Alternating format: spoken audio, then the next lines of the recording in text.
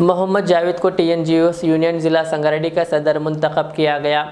Mohammad Javed Ali Sufiyani Qadri president youth welfare department Sangareddy को सरकारी मुलाजिमीन की सबसे बड़ी और ताकतवर तंजीम TNGOs यूनियन ज़िला संगारेड्डी का सदर मुत्तफ़िक़ा तौर पर मुंतखब किया गया।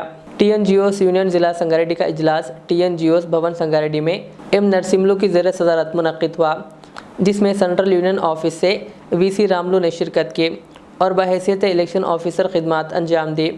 TNGOs ज़िला संगारेड्डी की मुकम्मल बॉडी मुत्तफ़िक़ा तौर पर मुंतखब की गई, जिसकी मियाद 2026 तक होगी। नौ मुंतखब कमेटी में मोहम्मद जावेद अली सूफियानी कादरी को ज़िला सदर और के श्रीनाथ को माविन सदर व दीगर को बहैसियत अरकान आमिला मुंतखब किया गया।